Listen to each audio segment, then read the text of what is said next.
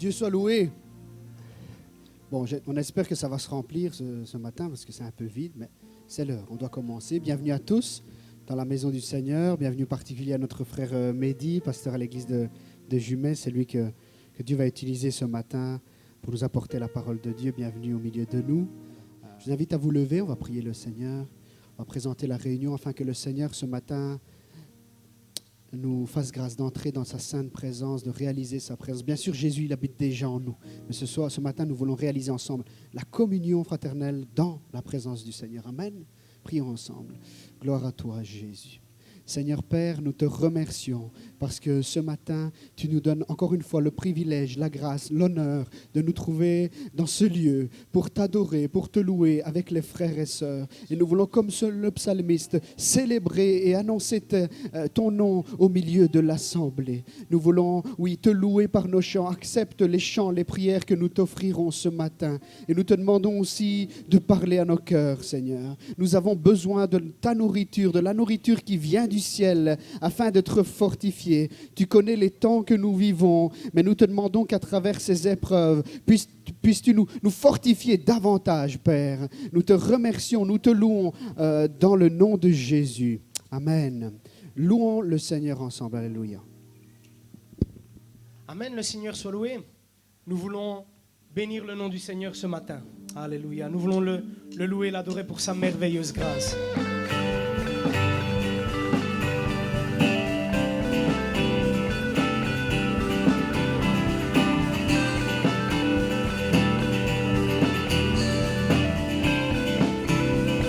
Chantons ensemble qui brise le pouvoir.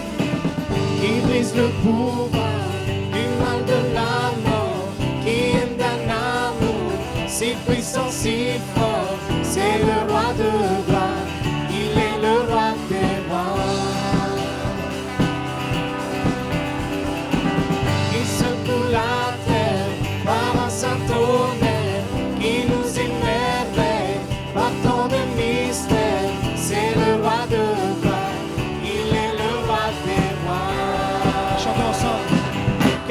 Incomparable, quel amour infini, que tu aies pris ma croix,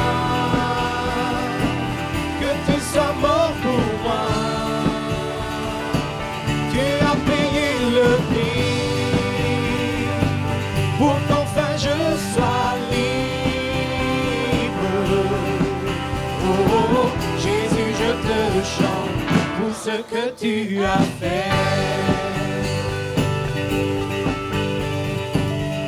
Seigneur, donne-nous ta paix, Seigneur. Chantons ensemble, qui ramène la paix. Qui ramène la paix dans la confusion, change les orphelins en fils et en filles. C'est le roi de gloire, c'est le roi de gloire. Il règne sur les peuples dans la vérité, et comme le soleil de tout son éclat, c'est le roi de gloire, il est le roi des rois. Quelle grâce incomparable, quel amour infini,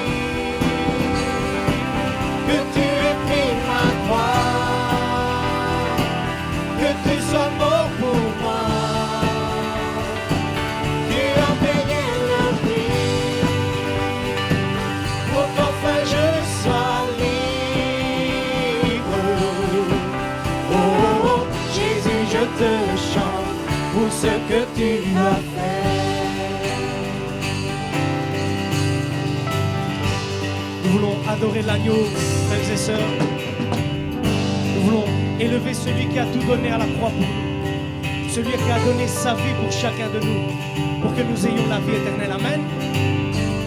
Adorons Jésus, t'élevons Seigneur. Digne est l'agneau immolé, digne est le roi vainqueur sur la mort. Digne est l'agneau immolé, digne est le roi vainqueur sur la mort. Digne est l'agneau immolé,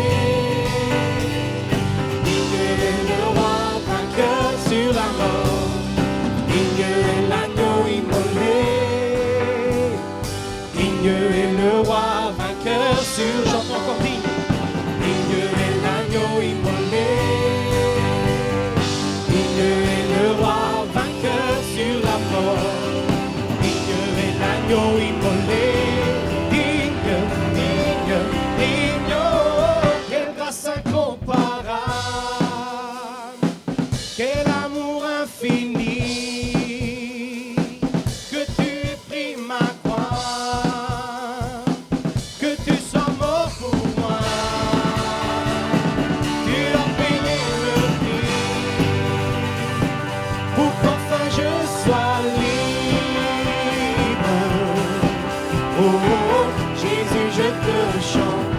ce que tu as fait.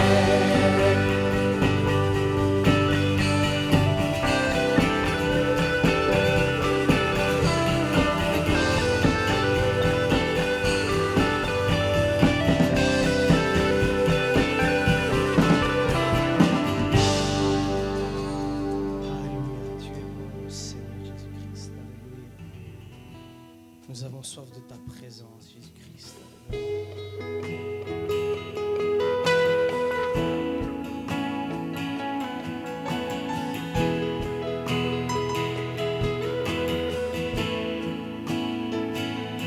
Mon âme a soif de toi, mon Dieu, mon Père, mon roi, mon étranglé soupir après toi.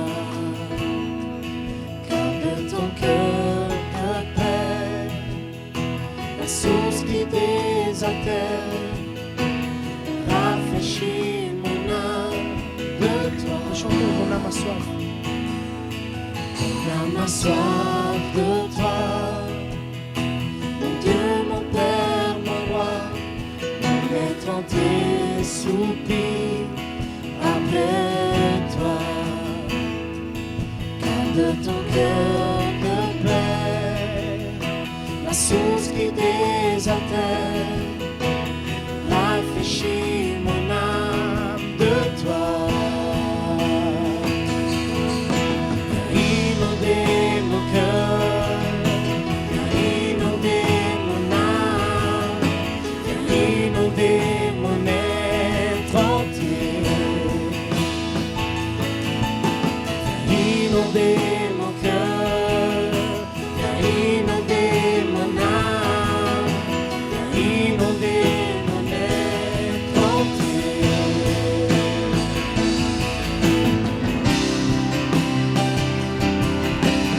Chantons, frères et sœurs, mon âme a soif de toi, mon Dieu, mon Père, mon roi, mon être entier soupire après toi.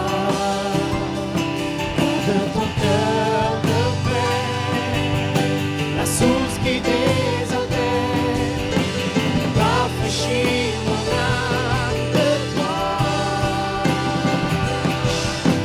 Viens inonder mon cœur, viens inonder mon âme, viens inonder mon être entier. Inonder mon cœur, inonder mon âme, inonder mon être entier. frères et sœurs, chantons, viens inonder, Seigneur. Inonder mon cœur, Seigneur, descends sur nous en cet instant, Seigneur. Remplis nos cœurs et nos vies de toi, Jésus. inonder mon être entier. Une dernière fois. Viens inonder mon cœur, viens inonder mon âme, viens inonder mon être entier. Comme une prière au Seigneur, demandons-lui de nous inonder. Inonder mon cœur, viens inonder mon âme, viens inonder mon être entier. Jésus, remplis nos cœurs de toi, Seigneur. Tu es bon, Jésus, alléluia. Alléluia, Jésus. Remplis nos cœurs de toi, Seigneur Jésus. Remplis nos cœurs de toi, Seigneur Jésus. Sois exalté, Seigneur Jésus. Tu es bon, Jésus. Tu es élevé, nous t'élevons, roi des cieux. Tu es élevé, Seigneur Jésus. Parce qu'il est, je n'ai rien à dire. Le frère et sœurs.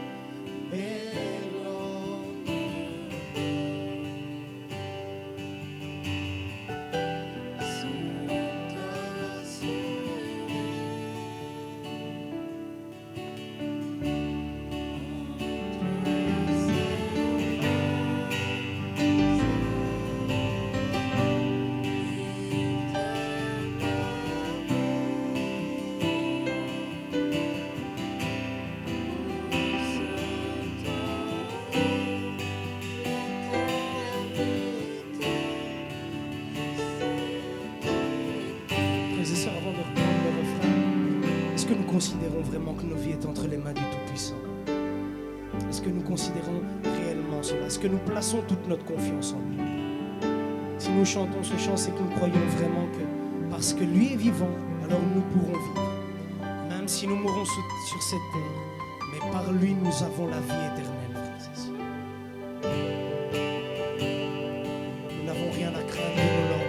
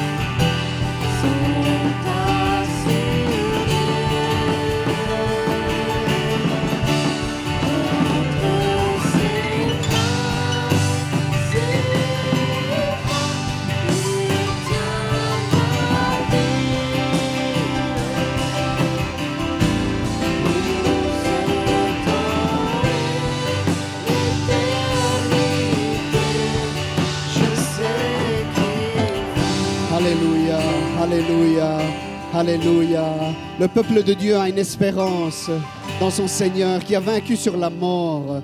Comme lui, il est vivant, nous vivrons avec lui. Amen, frères et sœurs. Que quelques voix s'élèvent devant le Seigneur pour déclarer cette espérance que nous avons en lui. Peu importe les circonstances, Jésus nous conduit sur le chemin et un jour nous serons avec lui pour l'éternité. Que quelques voix s'élèvent. Alléluia. Est-ce qu'on peut remercier le Seigneur ensemble? Alléluia. Gloire à toi, Jésus. Nous voulons compter les bienfaits de Dieu envers nous. Ils sont nombreux. Ses bénédictions, ses bontés se renouvellent encore ce matin. Nous te remercions, Père, dans le nom de Jésus. Amen. Vous pouvez prendre place. Sans tarder, nous allons laisser la place à notre frère qui va nous partager ce que Dieu a mis sur son cœur. Sens-toi libre, frère, de vraiment dire ce que tu as sur le cœur. Amen.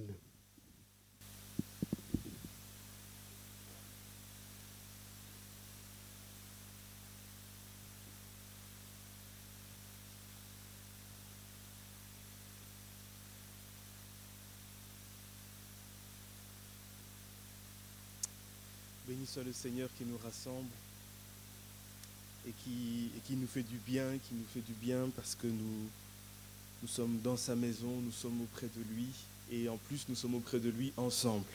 Béni soit vraiment le Seigneur pour ce temps qu'il nous donne.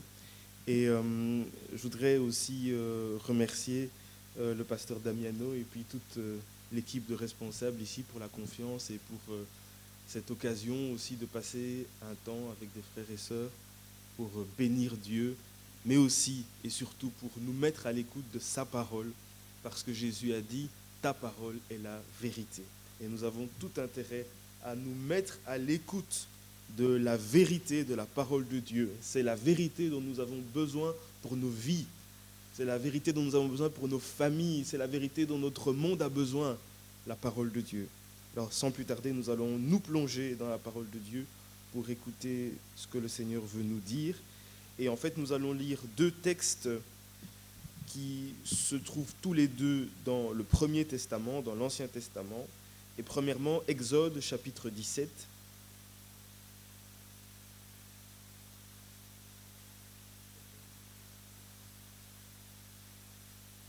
Exode chapitre 17, et là nous allons lire les versets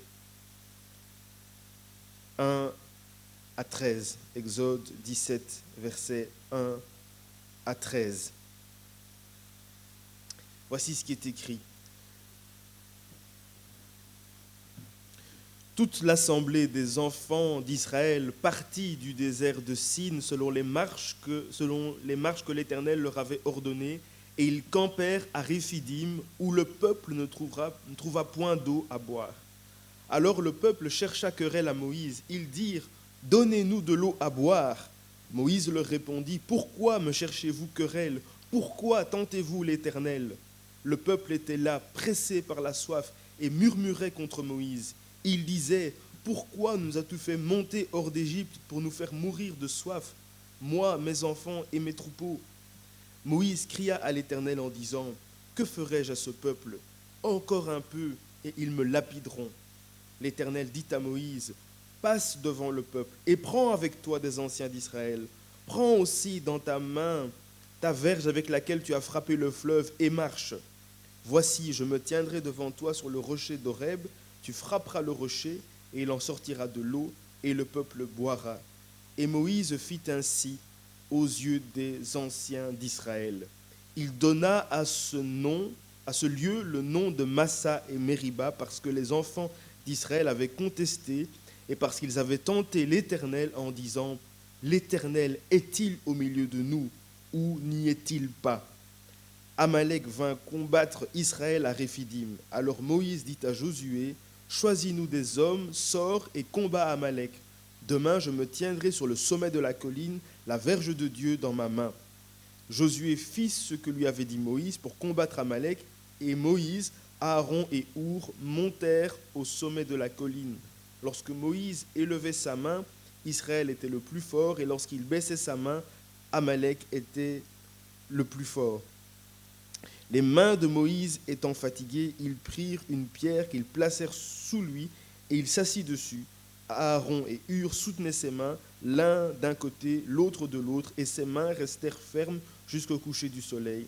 Et Josué vainquit Amalek et son peuple au tranchant de l'épée. Un autre texte plus court dans Deutéronome chapitre 25, versets 17 à 19. Deutéronome 25, versets 17 à 19.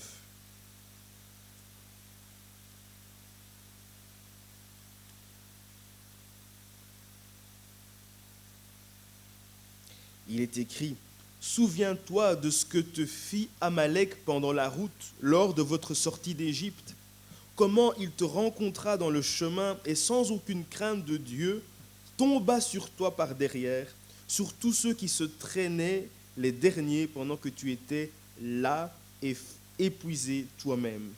Lorsque l'Éternel ton Dieu, après t'avoir délivré de tous les ennemis qui t'entourent, t'accordera du repos dans le pays que l'Éternel ton Dieu te donne en héritage et en propriété, tu effaceras la mémoire d'Amalek de dessous les cieux, ne l'oublie point. » Amen. Nous pouvons prendre place. Et le thème pour ce matin, le thème pour ce culte, c'est « Fermons la porte au doute ». Fermons la porte au doute. Dans le texte d'Exode que nous avons lu, c'est un texte que certainement vous avez déjà entendu. En fait, on est quelque temps après la sortie d'Égypte, quelque temps après la traversée de la mer Rouge. Le peuple arrive à un endroit qu'on appelle Réphidim, et voilà qu'à cet endroit, le peuple se rend compte qu'il n'y a point d'eau. Ils sont ensemble, les humains, mais aussi tous les troupeaux qui sont là. Ils ont soif, ils sont fatigués du voyage, et ils se rendent compte qu'il n'y a pas d'eau, ni pour les troupeaux, ni pour les personnes. Et à force d'être fatigués, d'être là du voyage, à force d'être dans ce sentiment de fatigue, d'énervement, ils vont à un moment donné poser une question sur laquelle nous allons nous arrêter. Et cette question, elle est dans Exode chapitre 17, nous l'avons lu. Ils sont fatigués et ils vont poser la question, « L'Éternel est-il au milieu de nous ? Oui ou non ?» L'Éternel est-il au milieu de nous, oui ou non? C'est la question du doute, c'est la question de l'incertitude, c'est la question de celui qui ne sait pas, mais finalement, est-ce que Dieu est avec nous?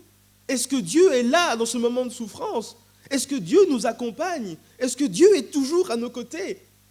Voilà ce peuple qui a vu la puissance de Dieu Ce peuple qui a vu les plaies d'Égypte, ce peuple qui a traversé la mer Rouge avec puissance, ce peuple qui a vu toute l'armée d'Égyptiens être dans l'eau, ce peuple qui a été délivré de façon miraculeuse, qui avance, et qui commence à se demander, mais finalement, l'Éternel est-il au milieu de nous?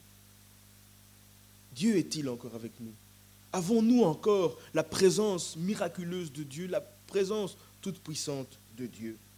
Ils commencent à douter que Dieu soit bien avec eux. Ils commencent à douter que Dieu soit bien leur guide. Ils commencent à douter que Dieu leur donne bien la victoire. Parce que voilà qu'ils viennent d'une vie de victoire, ils viennent d'étapes de victoire. Et si vous regardez quelques chapitres avant, il y a déjà des miracles. Dieu a déjà donné de l'eau, il a fait tomber la manne. Mais là, bizarrement, ce dont on a besoin manque. Et ce n'est pas n'importe quoi, ce n'est pas du luxe, de l'eau, même pas d'eau.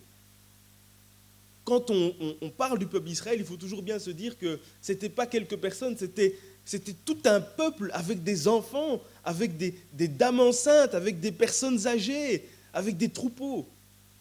Et il n'y a point d'eau. Et on voit que leur état va vraiment crescendo, ça va de plus en plus. Au début, ils donnent des reproches à Moïse. Donne-nous de l'eau à boire. Et en fait, la Bible dit qu'ils prennent Moïse à partie, c'est-à-dire qu'ils reprochent à Moïse de ne pas avoir de l'eau. Ils commencent par des reproches. Donne-nous de l'eau à boire. Pourquoi est-ce qu'on n'a pas d'eau à boire? Tu nous as fait sortir d'Égypte et ici, on n'a plus d'eau. Ensuite, ils continuent par la révolte. Ils disent à Moïse, mais pourquoi nous as-tu fait sortir d'Égypte?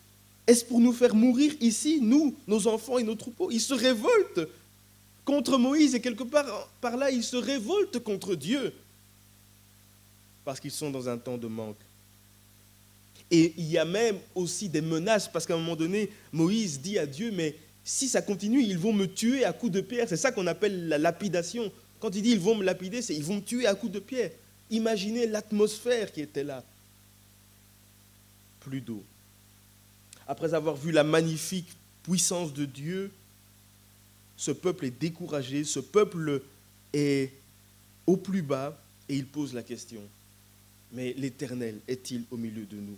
Oui ou non? Et quand on voit en fait le contexte de ce texte, on se rend compte que c'est un contexte de manque. Il manquait d'eau. Ils avaient besoin d'eau, mais ils n'avaient pas d'eau.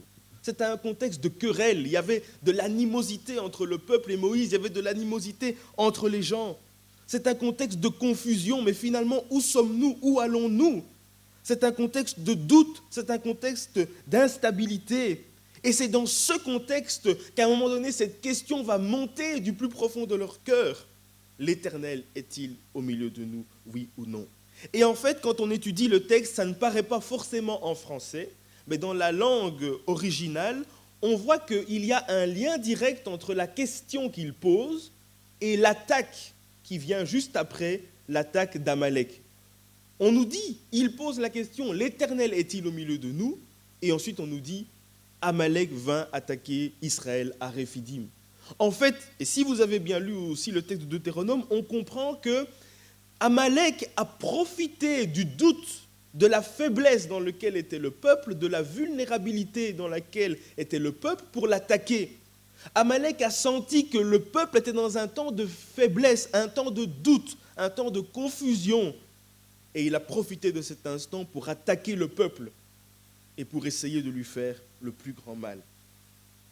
Ça commence par un état de manque, un état de détresse. On est fatigué, le peuple est fatigué, le peuple a soif, le peuple est épuisé. Et tout ça fait une sorte de vulnérabilité, ils sont faibles. Vous voyez, par exemple, il y a des gens, parfois, quand ils n'ont pas mangé, ils sont irritables. Ou alors, quand on n'a pas bu pendant longtemps, on sent qu'on n'a plus de force, on n'a plus de force pour avancer. Et tout cela va laisser la place au doute, au questionnement. Quand on doute, on ne sait pas. Est-ce que Dieu est là? Est-ce que Dieu n'est pas là? Est-ce qu'il va encore nous délivrer? Est-ce qu'il y a encore un espoir pour nous? Est-ce qu'on peut placer notre confiance en Dieu? Est-ce que ça sert à quelque chose d'obéir à Dieu? Est-ce que ça sert à quelque chose de faire confiance à Dieu? Est-ce que ça sert à quelque chose de proclamer la puissance de Dieu? Puisque nous sommes là et qu'il n'y a point d'eau. Le doute l'affaiblissement a été tel que leurs pensées ont été affaiblies et ça a fragilisé leur confiance en Dieu. Ça a fragilisé leur relation avec Dieu. Deutéronome 25, 18 dit « Tu étais fatigué et tu étais là, tu étais fatigué, tu étais épuisé, tu en avais marre. » Et ça, ce contexte de faiblesse, ce contexte de vulnérabilité a été le terrain favorable pour qu'Amalek attaque le peuple d'Israël. Ça a été le terrain favorable pour qu'Amalek attaque Israël. Et en fait, Deutéronome 25 nous dit que, en fait, Amalek n'a pas attaqué tout le peuple. Si vous relisez Deutéronome 25, 17 à 19, il nous est dit qu'en fait, Amalek a attaqué les retardataires du peuple, c'est-à-dire ceux qui étaient à l'arrière, ceux qui étaient les plus fatigués du peuple, ceux qui n'en pouvaient plus. Et donc, il a profité de voir que le peuple n'était plus uni. Il y en avait certains qui ne tenaient plus bon, qui étaient en train de lâcher, et il a attaqué par l'arrière les retardataires. Alors on peut imaginer que les retardataires, c'était par exemple les malades, c'était par exemple les personnes âgées, c'était par exemple les femmes enceintes, c'était peut-être les personnes qui avaient des enfants en bas âge qui devaient les porter et qui n'arrivaient pas à suivre le rythme. Amalek a attaqué de façon méchante ce peuple. On sait bien que même dans les combats, c'est toujours interdit d'attaquer quelqu'un par l'arrière. On fait toujours les combats face à face, on n'attaque pas quelqu'un par l'arrière. Mais c'est ce qu'Amalek a fait, il a attaqué par l'arrière ce peuple de façon sournoise, de façon méchante. Et dans nos vies aussi, dans chacune de nos vies, il y a aussi des moments ou des circonstances dans lesquelles il y a une faiblesse, dans lesquelles nous sommes dans des temps de doute, dans lesquels nous sommes en difficulté, dans lesquels nous sommes en souffrance. Et il y a là un terrain favorable, nous sommes vulnérables, parce que nous sommes dans le manque, nous sommes dans la détresse, nous sommes dans l'incertitude. Et dans ce contexte, parfois, le doute entre. On se dit, mais finalement, est-ce que Dieu est avec moi? Mais finalement, est-ce que Dieu est avec nous? Mais finalement, est-ce que Dieu est dans le monde? Mais finalement, est-ce que Dieu nous donne la victoire? Nous aussi, nous pouvons parfois vivre des circonstances qui laissent entrer le doute dans nos cœurs. Nous pouvons vivre des circonstances qui laissent entrer l'incertitude vis-à-vis de Dieu, le manque de confiance en Dieu dans nos vies. Moment de manque. On peut manquer de nourriture, manquer de vêtements, manquer de logis, manquer de relations. Être dans la solitude, être sans amis, manquer de paix. On peut manquer de joie, on peut manquer de perspective, d'avancement, mais de quoi sera fait demain? Où allons-nous? Qu'allons-nous faire? On peut manquer d'argent, on peut manquer de repos, on peut manquer de soleil, manquer de pluie, manquer d'amis, Et quand on manque, on est en détresse. Quand on manque, on souffre. Quand on manque, on peine. Et quand on manque, le doute peut rentrer dans notre cœur. Le doute vis-à-vis de Dieu. Le doute vis-à-vis de la grâce de Dieu. Le doute vis-à-vis de l'amour de Dieu. Le doute vis-à-vis de la présence de Dieu. On peut vivre aussi des temps, par exemple, de difficultés dans la famille, des moments de tension à la maison, de tension en couple, de tension entre les parents et les enfants, de tension avec la famille élargie. C'est tellement difficile, la vie est tellement pénible, qu'on dit, mais est-ce que ça sert à quelque chose que je fasse encore confiance à Dieu? On peut vivre aussi une situation professionnelle catastrophique. On perd son emploi. Ou alors on a un chômage de longue durée, on cherche de l'emploi mais on n'en trouve pas. On a une formation, on fait des études qui n'aboutissent pas. On n'a pas de perspective. De quoi sera fait mon lendemain? J'ai une famille, je n'ai pas d'argent, j'ai perdu mon emploi. On peut être dans une situation de faiblesse dans notre corps, souffrir physiquement. Ceux qui ont déjà été malades ici savent ce que c'est, comment la souffrance physique peut tellement nous faire du mal, tellement nous faire nous poser des questions. Parfois même, on peut demander la mort, tellement on dit, mais je souffre tellement dans mon corps, je n'arrive même plus à espérer, j'arrive même plus à m'attacher parce que mon corps est en train de souffrir.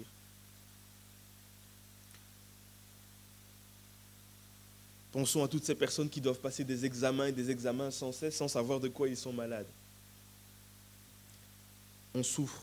Pensons à ces personnes qui ont des cancers, qui se disent, voilà, cette fois-ci, mon cancer est fini, et ils récidivent. Le cancer revient. On se dit, voilà, c'est passé. Non, le cancer dit, non, non, je suis encore là. Je vais encore te faire souffrir quelques années.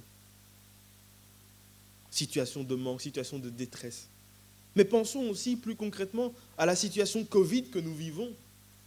Situation dans laquelle nous vivons un climat d'angoisse internationale, mondiale. Le monde entier angoisse.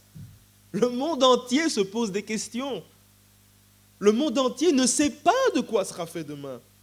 Personne ne sait où nous serons en août 2021. Le monde entier est dans une situation de confusion, de vulnérabilité. Et bien plus, le monde entier aussi, et même en Belgique, nous sommes dans un contexte de lassitude. On en a marre de cette histoire. On en a marre de ne pas avoir de mariage, on en a marre de ne pas pouvoir faire de baptême, on en a marre de ne pas pouvoir se rassembler en église, on en a marre de ne pas faire des grandes fêtes de famille. Situation de manque, situation de vulnérabilité, situation de faiblesse.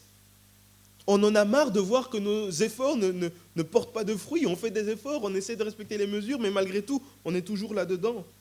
Une situation qui nous fait avoir une grande lassitude, une grande fatigue.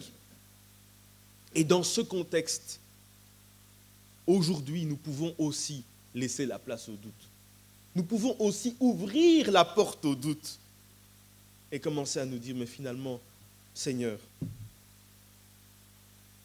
où es-tu ? Peut-être que vous avez des collègues qui savent que vous êtes chrétien et qui vous ont dit ça. Mais ton Dieu, qu'est-ce qu'il fait en fait ? Devant tout, c'est facile pour lui, tu dis qu'il est tout puissant. Et pourquoi est-ce qu'il ne fait rien ?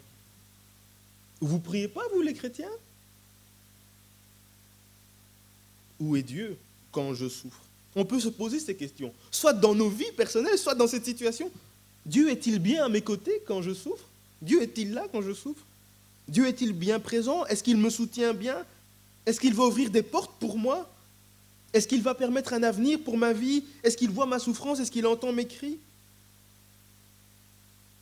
Pourquoi est-ce que Dieu n'agit pas alors que c'est si simple pour lui ?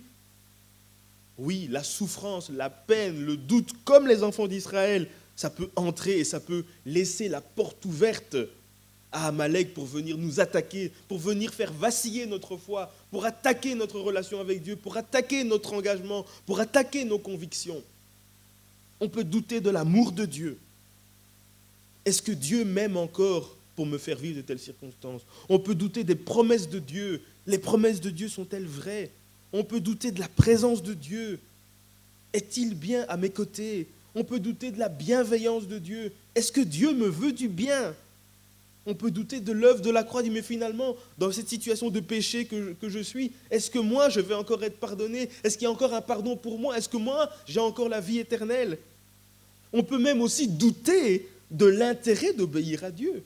On peut dire, mais moi, toute ma vie, j'ai essayé d'obéir à Dieu. J'ai essayé d'obéir à la parole de Dieu, mais il n'y a rien qui marche dans ma vie. Je fais ce que Dieu dit. On m'a dit que je ne devais pas faire ça, je le fais. On m'a dit que je devais prier, je prie, je cherche. Mais il n'y a rien qui se passe pour moi. On voit que pour les enfants d'Israël, cet état de doute, cet état de manque, ça a aussi été lié au fait qu'ils ont oublié les œuvres de Dieu. La question, le doute est aussi entré parce qu'ils ont oublié les œuvres de Dieu.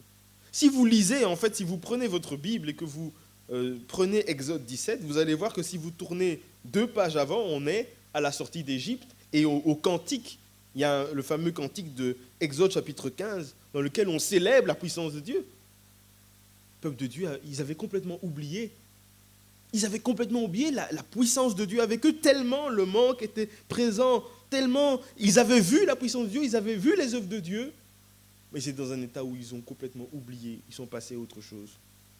Ils ont oublié les 10 plaies d'Égypte, ils ont oublié la traversée de la mer Rouge, ils ont oublié l'eau qui a coulé à Mara, ils ont oublié l'écaille et la manne qui est tombée du ciel.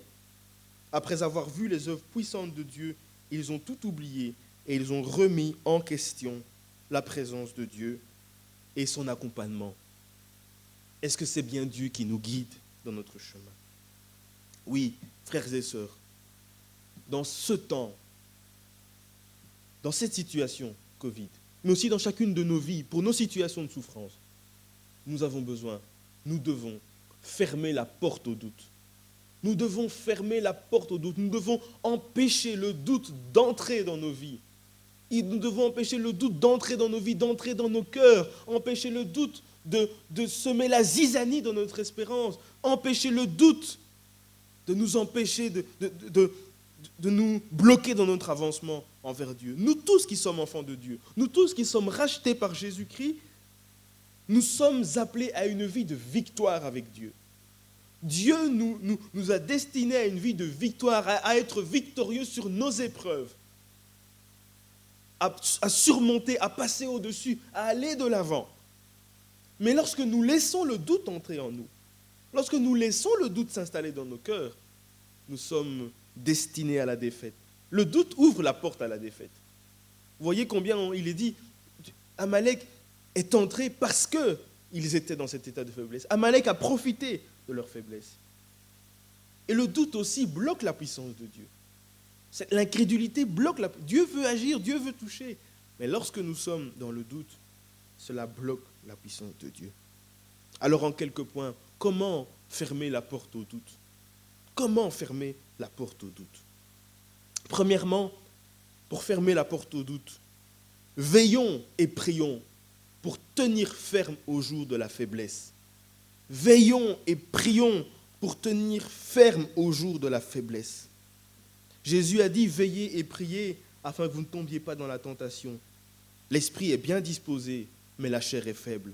Nous devons veiller, rester vigilants à notre sanctification, rester vigilants à notre foi, rester vigilants à notre persévérance. En effet, si nous ne sommes pas vigilants, si nous ne veillons pas, si nous ne prions pas, si nous ne sommes pas dans cet état de vigilance devant Dieu, au jour de la faiblesse, le doute entrera et il pourra nous faire du mal. Veiller et prier, ça veut dire rester spirituellement attentif à Dieu. Rester spirituellement attentif à Dieu, ne pas être distrait, ne pas nous laisser distraire de la présence de Dieu, ne pas nous laisser distraire de l'œuvre de Dieu, ne pas nous laisser distraire du règne de Dieu. C'est la distraction aussi qui peut ouvrir la porte au doute. La distraction, c'est quand nous sommes parfois focalisés sur les circonstances que nous vivons, plutôt que sur Dieu, sur sa volonté, sur son règne. On est focalisé sur ce qui se passe aujourd'hui et ça nous empêche de garder les yeux fixés sur Dieu, sur sa parole, sur ce qu'il dit de nous, sur ce qu'il dit de lui, sur comment nous pouvons lui faire confiance. Ne nous laissons pas distraire par tout ce qui se passe. Alors, être distrait, ça peut être simplement conduire et regarder ailleurs. Mais être distrait aussi, ça peut être très bien conduire, être en train de regarder la route, mais avoir plein de bruit autour de nous qui sont parasites. On peut être concentré sur ce qu'on fait, mais ne pas être concentré parce qu'autour de nous, il y a tant de bruit. Et c'est la situation dans laquelle nous sommes. Tant de gens qui parlent. Les informations parlent, nos collègues parlent, nos amis parlent de la situation. Qu'est-ce qu'on va faire? Est-ce qu'on va être confiné, reconfiné? Où est-ce qu'on va aller? Et parfois, on a tellement de bruit que ça nous distrait de la présence de Dieu. Ça nous distrait d'être à l'écoute de Dieu. Ça nous distrait d'être en train de faire confiance à Dieu. Trop de bruit autour de nous, trop d'appels autour de nous qui nous empêchent d'être concentrés sur Dieu, sur sa parole, sur sa volonté, sur son règne. Oui, nous devons, dans ces circonstances, pour fermer la porte au doute, mais aussi dans chacune des circonstances de nos vies que nous connaissons, nous devons garder les yeux fixés sur Jésus. Garder les yeux fixés sur Jésus. C'est Hébreux 12, verset 2 qui dit ça. Gardons les yeux fixés sur Jésus, qui nous a ouvert le chemin de la foi et qui la porte à la perfection, parce qu'il avait en vue la joie qui lui était réservée. Il a enduré la mort sur la croix en méprisant la honte attachée à un tel supplice. Et désormais, il siège à la droite de Dieu. Gardons les yeux fixés sur Jésus, qui siège à la droite de Dieu. Quel que soit quand le Covid a commencé, quand il terminera, quels que soient les confinements, reconfinements, déconfinements, Jésus régnera toujours à la droite de Dieu. Notre Dieu créateur reste au contrôle de toutes choses. Il domine sur toute chose et Jésus-Christ est assis à la droite de Dieu. Il a été élevé à la droite de Dieu et c'est lui qui nous conduit. Nous lui appartenons. Il nous a préparé une place et nous sommes sous sa direction. Gardons les yeux fixés sur Jésus. Ça ne veut pas dire que nous sommes dans un autre monde. Nous savons ce qui se passe autour de nous. Nous entendons ce qui se passe. Nous savons les dangers. Nous sommes conscients. Mais nous gardons les yeux fixés sur Jésus. Je reste bien sur terre, je reste bien là, je vois ce qui se passe autour de moi, mais mon regard est tourné vers Jésus-Christ, qui est assis à la droite de Dieu. En d'autres termes, mon regard, mon attention est portée vers la réalité spirituelle. Le spirituel, c'est une réalité. Jésus siège à la droite de Dieu. Et en même temps, il a dit, je suis avec vous jusqu'à la fin des jours. Je suis avec vous. Oui, je suis bien au milieu de vous. Oui, je suis avec vous. Gardons les yeux fixés sur Jésus, qui est à la droite de Dieu. Mais aussi, pour fermer la porte au doute, développons notre confiance en Dieu. Développons notre disposition à la confiance en Dieu. Il faut se rappeler qu'en fait, quand Dieu fait passer les enfants d'Israël dans le désert, ce qu'il voulait, parce que vous savez que ça a duré des années alors que ça aurait pu durer quelques jours. Peut-être que vous avez déjà entendu ça. C'est qu'en réalité, le temps qu'ils ont passé, les enfants d'Israël dans le désert, est très très long par rapport au temps qu'ils auraient dû normalement passer. Et Dieu dit en fait qu'il a voulu faire ça parce qu'il voulait leur apprendre à lui faire confiance. Il voulait apprendre aux enfants d'Israël à faire confiance à Dieu. Il voulait apprendre au peuple de Dieu que c'est de lui qu'il faut attendre le secours. C'est de lui qu'il faut attendre la ressource. C'est de lui qu'il faut attendre la nourriture. Il voulait leur apprendre que la meilleure chose, c'est de faire ce que Dieu dit, d'obéir à Dieu. Et c'est pour ça qu'ils sont passés dans tant de temps dans le désert. Et donc nous aussi, dans les temps de désert, ça doit être une situation qui nous aide à développer notre disposition à la confiance en Dieu, à faire confiance en Dieu. Faire confiance en la sagesse de Dieu. Dieu est sage, il sait ce qu'il fait. La Bible dit, ô sagesse infiniment, la sagesse infinie de Dieu. Dieu est sage. Il est sage dans ce monde, il est sage dans ma vie, il sait ce qu'il fait dans le monde, il sait ce qu'il fait dans ma vie. Dieu est bienveillant. Ça veut dire qu'il nous veut du bien. Il a un projet de bonheur pour nous. Il a un projet de réussite pour nous. Il a un projet de protection pour nous. Dieu est notre Père. Il prend soin de nous, même quand le monde est en situation catastrophique. C'est le psaume 62, verset 1, qui dit « Oui, c'est en Dieu que mon âme se confie. De lui vient mon salut. » C'est en Dieu que mon âme se confie. De lui vient mon salut. Oui, je sais que le gouvernement travaille, je sais que les experts travaillent, je sais que des gens sérieux se mettent à l'œuvre. Et je respecte cela et je prie pour eux. Mais ma confiance est en Dieu. Mais ma confiance est en Dieu. Je ne me confie pas en mon argent, je ne me confie pas en mon travail, je ne me confie pas en mes parents, je ne me confie pas en mes collègues, je ne me confie pas en mon pasteur, je ne me confie pas en mes amis, je me confie en Dieu. Dans mes épreuves personnelles, dans mes manques personnels, dans mes détresses personnelles, mais aussi dans la détresse mondiale que nous pouvons vivre. Je ne me confie pas dans la société, je ne me confie pas dans les politiciens, je me confie en Dieu. Je me confie en Dieu parce que je suis son enfant adopté par Jésus-Christ. Et je ne laisse pas le doute s'immiscer dans ma vie. Mais aussi, pour fermer la porte au doute encore, et pour terminer, exerçons-nous aussi à nous souvenir des œuvres de Dieu. Exerçons-nous à nous souvenir des œuvres de Dieu. On l'a dit, les enfants d'Israël étaient dans un état de manque, mais parfois le manque, ça nous fait oublier tout ce que Dieu a déjà fait. Ils avaient déjà vu la puissance de Dieu et paf, devant cette épreuve, c'est comme si tout s'était évaporé. Ils ont tout oublié. Exerçons-nous à nous souvenir des œuvres de Dieu. Et le pasteur Damiano l'a dit, comptons les bienfaits de Dieu. Comptons tout ce que Dieu a déjà fait. Voyons la puissance de Dieu. Célébrons, proclamons ce que Dieu a fait. N'oublions pas la puissance de Dieu. N'oublions pas ce que Dieu a fait dans nos vies. N'oublions pas ce que Dieu a fait dans nos familles. N'oublions pas ce que Dieu a fait dans le monde. Et c'est le psaume 77 qui dit « Je rappellerai les œuvres de l'Éternel ». Rappelle les œuvres de l'Éternel. Compte les bienfaits de Dieu. Rappelle ce que Dieu a fait. Proclame ce que Dieu fait.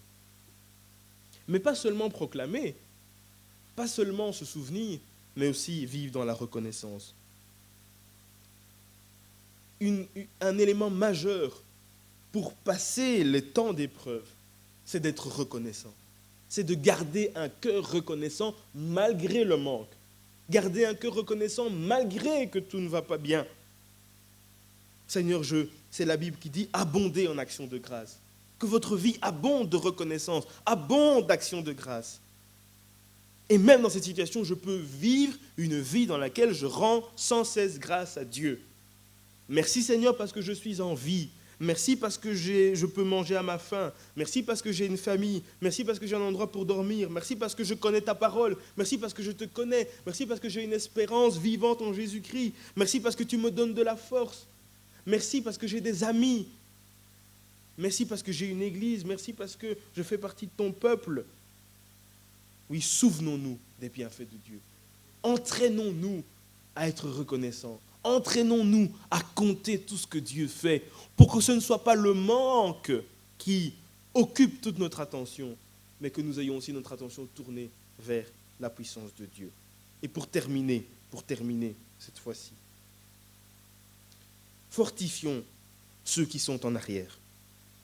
Fortifions ceux qui sont en position de faiblesse. Veillons les uns sur les autres pour fermer la porte au doute. Vous voyez que dans Exode 17, en fait, l'attaque, elle a concerné ceux qui étaient à l'arrière du peuple, ceux qui étaient les plus faibles, ceux qui étaient les moins robustes. Alors, fortifions ceux qui sont dans une position de faiblesse. Veillons les uns sur les autres. Parce que lorsque le doute rentre et lorsque Amalek attaque, il attaque les plus faibles d'entre nous. Il attaque les plus faibles. Alors, veillons les uns sur les autres. Prenons soin les uns des autres. Veillons sur les plus faibles. Veillons sur ceux qui ont besoin davantage de faiblesse. Vous savez, on dit toujours qu'une chaîne est aussi forte que... une chaîne n'est jamais plus forte que le plus faible de ses maillons. C'est-à-dire que si vous prenez les chaînes qui sont là, par exemple, et que vous les tirez, même si vous avez 10 maillons qui sont forts, mais qu'il y a un maillon qui est faible, quand vous allez tirer, la corde va casser au niveau de ce maillon faible. Ça veut dire que dans un peuple, nous devons prendre soin des membres les plus faibles, de ceux qui souffrent, de ceux qui peuvent plus facilement laisser le doute entrer en eux. Nous devons prendre soin de ceux qui souffrent. Nous devons veiller les uns sur les autres. Et surtout dans cette période où nous allons être seuls, où nous allons être livrés à nous-mêmes, veillons les uns sur les autres pour que personne dans notre Église ne reste en arrière. Pour que personne dans notre Église ne soit seul. Pour que personne dans notre Église ne se fasse attraper par le doute. Pour que personne dans notre Église ne se retrouve attrapé par Amalek. Mais que tous nous restions forts et confiants en Dieu. Ésaïe 35 dit « Fortifiez les mains languissantes et affermissez les genoux qui chancellent. » Ça veut dire encourager les autres, encourager ceux qui ont peur, encourager ceux qui ne savent pas, encourager les nouveaux convertis. Ne laissons personne en arrière, ne laissons personne s'isoler, encourageons nos frères et sœurs. Soyons attentifs aux personnes en souffrance, aux faibles. Et soyons des agents d'encouragement. Ne soyons pas de ceux qui font peur aux autres, qui en rajoutent tout le temps, mais soyons de ceux qui amènent l'encouragement, qui propagent l'encouragement. Pour la majorité de nos églises, aujourd'hui, c'est la dernière fois où nous allons nous voir en vrai, ensemble, et nous allons recommencer dans une forme de confinement où les choses vont encore continuer et on ne sait jusque quand. Et ce que le Seigneur veut nous dire aujourd'hui, c'est que nous devons fermer la porte au doute. C'est que nous ne devons pas laisser le doute rentrer dans nos cœurs, dans nos vies. Et ce n'est pas seulement une question de nos bonnes intentions. Par son esprit, Il nous aidera à fermer la porte au doute. Il nous aidera à garder une espérance vivante. Il nous aidera à marcher dans la confiance. Il nous aidera à serrer sa parole, ses promesses contre notre cœur. Il nous aidera à rejeter les voies du doute pour rester victorieux avec lui. Amen.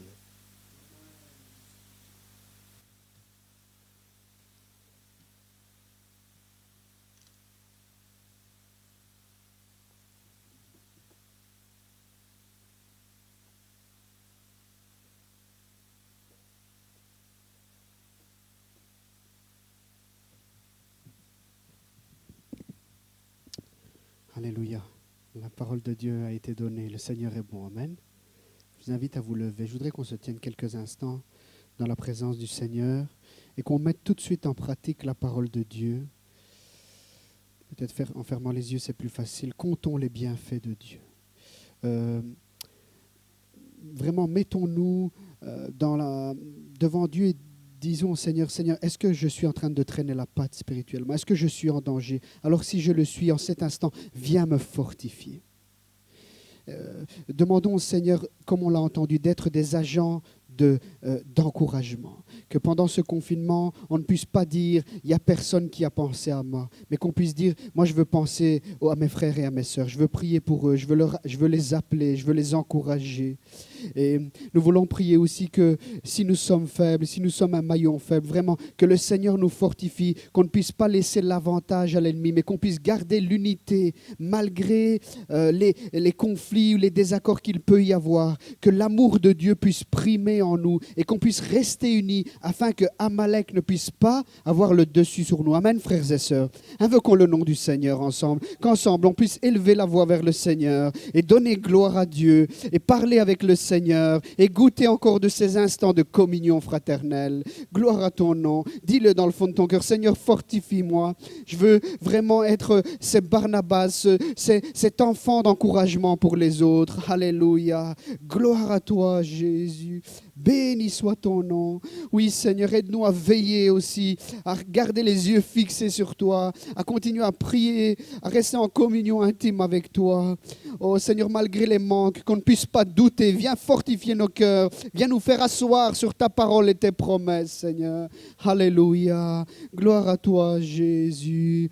Alléluia. Parce qu'il vit, je n'ai rien à craindre, mes lendemains sont assurés.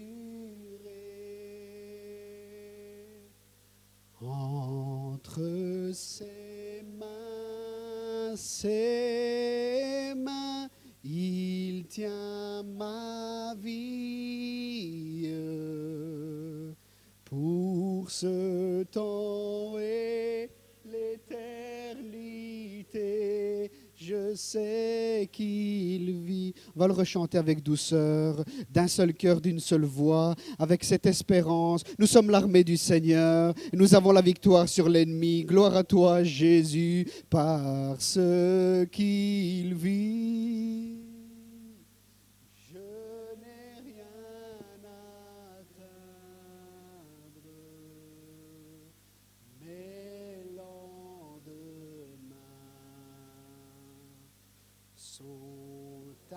Assuré